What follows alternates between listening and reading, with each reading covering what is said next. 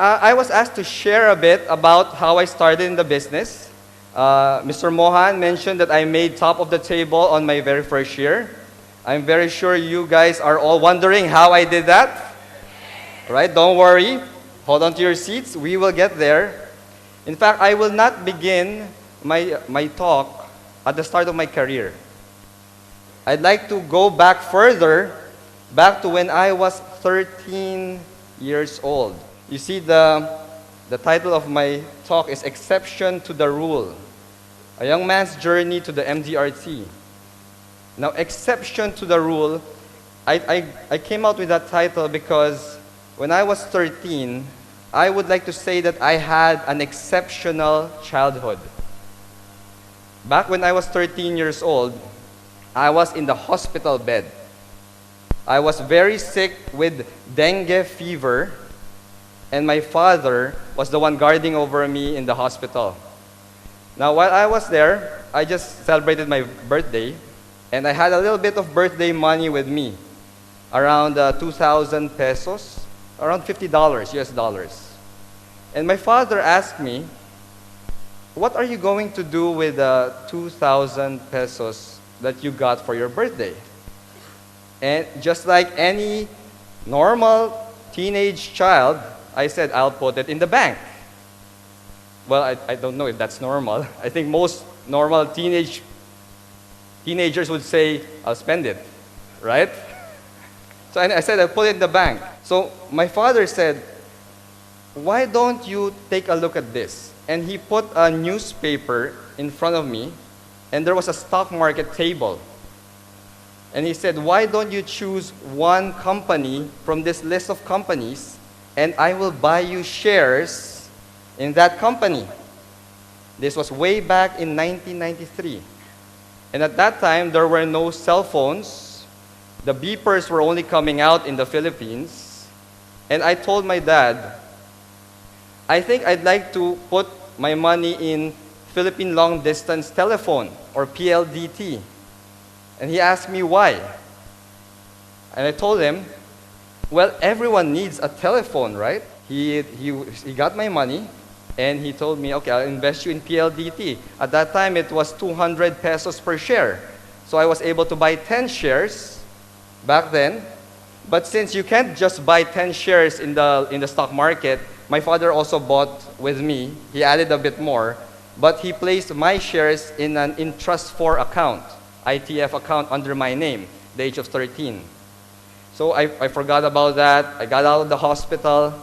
I live a life of a teenager. And fast forward 3 years, at the age of 16, my dad told me, why don't you take a look at how much your PLDT shares are doing? And I told him, what's that? I have PLDT shares?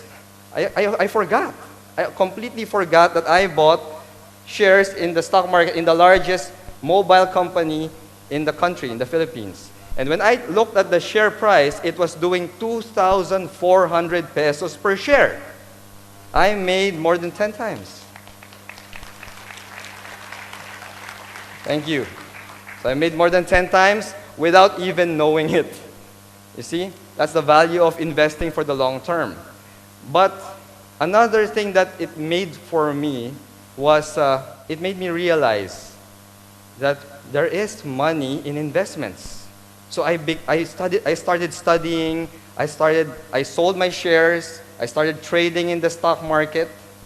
Normally, a 16-year-old, back in the Philippines, I don't know how it is in Malaysia, but a 16-year-old will not be trading stocks in the stock market. Is it the same here?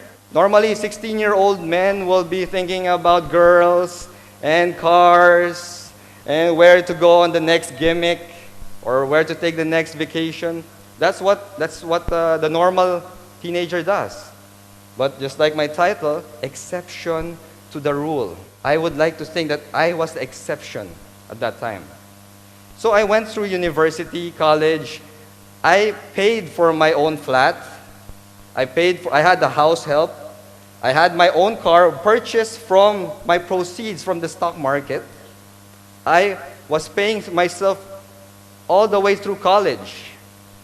In fact, there was even one point at my sophomore year my portfolio, which started at 2,000 pesos at the age of 13, reached 4.7 million pesos through trading. Thank you. So at that point, I told my mother, who was paying for my tuition, I told her, Mom, I think I could already pay for my own tuition. You don't have to take care of my tuition. And she told me, son, for as long as you are my child, give me the honor of sending you to school. Don't take that away from me. So I told her, okay. So I'm sure she was very happy with that, but yeah, so she sent me through school. I graduated through university. I was making good money in the stock market. And when I graduated in 2001, I'm sure you're all thinking, oh, he went straight to the industry. Because for me, employment, being an employee, is a big no-no for me. Why? Because back in college, I was making 40,000, 50,000 pesos a month just by trading in the stock market. A fresh graduate like me at the age of 21 would have a starting salary of 15,000. It doesn't make sense, right? You earn 40,000 and then when you graduate, you go down to 15,000 and you work 8 hours a day. I was only trading for 3 hours a day in the stock market. So, what did I do after graduation? I would have to disappoint you guys. I did not go straight into the industry. In fact, I did what most young graduates would do or would want to do. I put up my own business. Don't all young graduates want to do that? Be your own boss. Become your own president and CEO of your own company. And I did just that. I was a graduate of Management Information Systems. Computers. Computers. Because I thought that computers were the next big thing. And it is. It is. It was, I think. It still is. We put up a web development and a web design company. Me and a group of my friends. So we set it up. We incorporated. And we started looking for clients. Then reality hit me hard. It hit us hard. We couldn't get any clients. I mean, who would want to believe, 5 young, fresh out of college, milk on their mouth kids who set up their own company? No one believed us. So we were looking and looking and looking for clients, and we found one. We found a Canadian guy who wanted us to set up his website. And we did. We created his website, and he didn't pay us. So that experience, setting up a company, it was very valuable for me because it gave me one of the most important lessons that I learned. I learned that in anything we do, in any business, you have to know how to sell. You have to be a master salesman. If you don't know how to sell, you won't succeed. I mean, even for the men in the house, if you don't know how to sell yourself, how can you get your girlfriend or your wife? Right? You have to sell yourself. So I learned that. I realized that. So we closed the company, and I was thinking, where can I learn how to sell? And then I looked at my mom. My mom has been in the industry for over 25 years. She has her own agency. And I told myself, maybe I can learn how to sell in my mom's agency. So I joined her agency, but not as an insurance agent.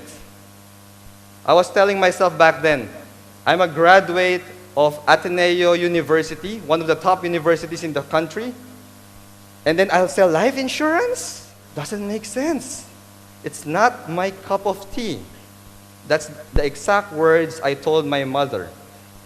She told me, why don't you start selling? I told her, no, I'm just here to learn. Selling is not my cup of tea.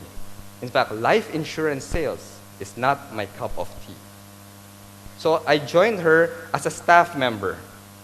So I was there, I was answering phone calls, I was generating proposals, and my mom paid me a salary for doing that. She paid me 5,000 pesos a month. That's $100 a month. I think she got a very good deal, don't you think?